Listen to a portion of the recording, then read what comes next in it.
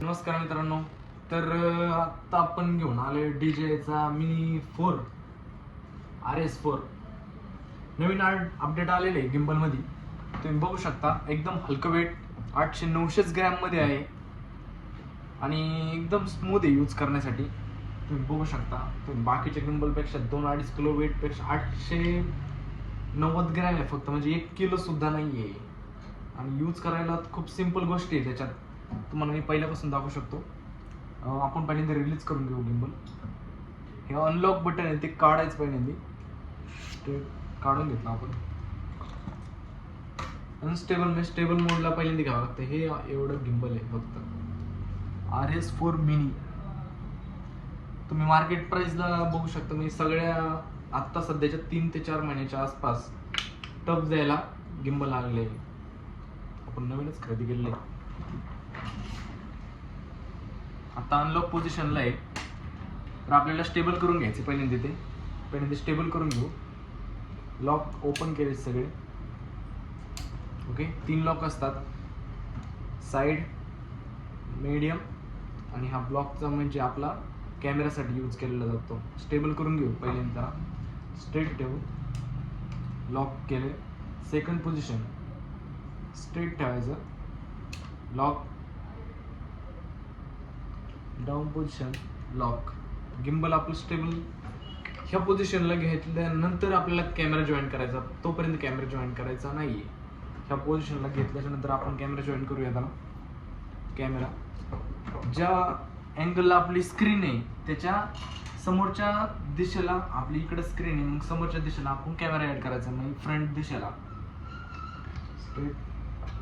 लक्षात ठेवा, हे लॉक निघालं पाहिजे. हे लॉक काढल्याच्या नंतरच हे करायचं.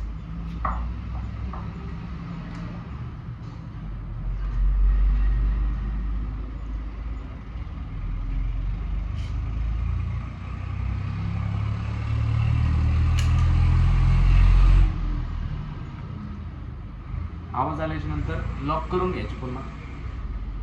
आपण लॉक करून घेतलेलं आहे. एकदम बघायचं गिम्बल हलत तर नाही ना, कारण की जेव्हा लॉक पोझिशन फ्री नसतात तेव्हा हलतं गिम्बल. आपण फुल पॅक करून घेऊ. पॅक करून घेतलं आहे. गिम्बल आपलं झालेलं आहे रेडी. त्याच्यानंतर आपल्याला ऑन करायचं आहे. ओके, देन एकदा प्रेस करून ठेवायचं.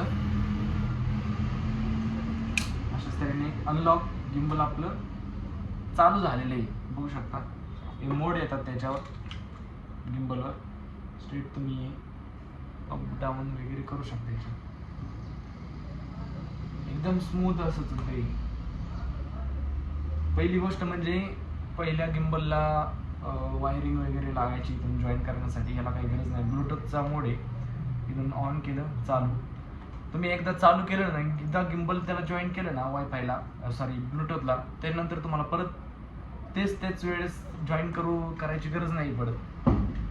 एकदा जर जॉईन केलं ते कंटिन्यू त्यालाच जॉईन राहणार. तुम्ही कॅमेरा गिम्बल चालू केले की ऑटोमॅटिक जॉईन होत राहणार त्याला. एकदम स्मूथ असं गिम्बल चालू झालेलं आहे आपलं.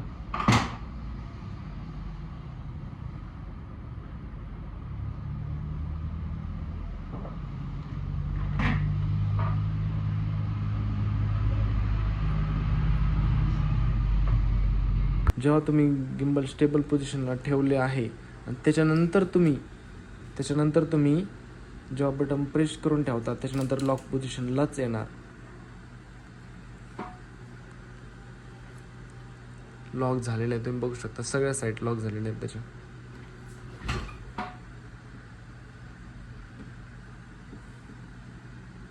गिम्बलच्या मेन मेनूच्या बटनवर जाऊन एकदा प्रेस केल्याच्या नंतर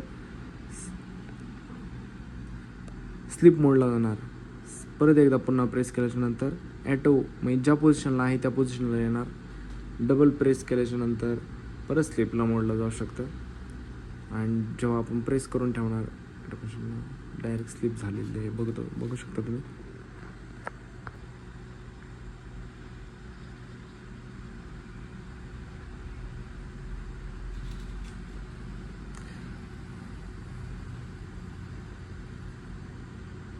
जेव्हा तुम्हाला गिम्बलचं ब्लूटूथ आणि कॅमेऱ्याचं ब्लूटूथ ऑन करायचं असेल त्याच्यानंतर मेन टूलला आल्याच्या नंतर वरच्या साईडने खाली स्क्रोल करून इथे ब्लूटूथचं एक ऑप्शन आहे, कॅमेरा कनेक्ट मोबाईल कनेक्ट. यातून तुम्ही कॅमेरा सिलेक्ट करून कन्फर्म करून डायरेक्ट इथं वन साईड कॅमेऱ्यात येऊन सेटिंग, समजा आता माझ्याकडे निकॉनचा Z6 Mark II आहे, त्याच्यात ते ना या सेटिंगच्या मेन सेटअप मेनूमध्ये जाऊन एरोप्लेन मोडच्या खाली कनेक्टेड टू स्मार्ट डिव्हाइस त्याच्यात नाही ना ब्लूटूथ या ऑप्शन आहे. स्टार्ट पेअरिंग केल्याच्या नंतर इथं डायरेक्ट खाली कनेक्शनचं वायरचं कॅमेरा ब्लूटूथ डायरेक्ट कनेक्ट झालेला आहे. तुम्ही बघू शकता Z6 II हा आपला सिरीजचा नंबर आलेला आहे. अशाच तऱ्हेने आपलं कॅमेराला कनेक्ट झालेलं आहे ब्लूटूथ, तुम्ही बघू शकता. त्याच्यानंतर ऑन केलं ऑन राहणार.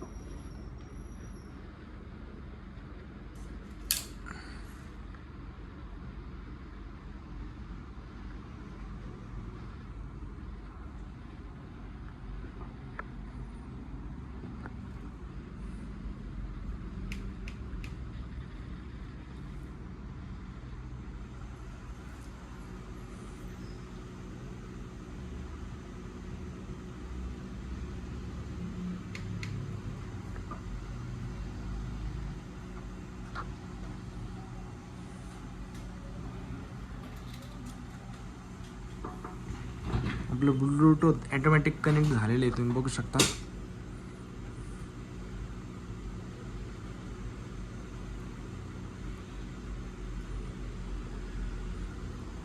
रेकॉर्डिंग आपण खालून चालू केली, रेकॉर्डिंग लगेच चालू. स्टॉप.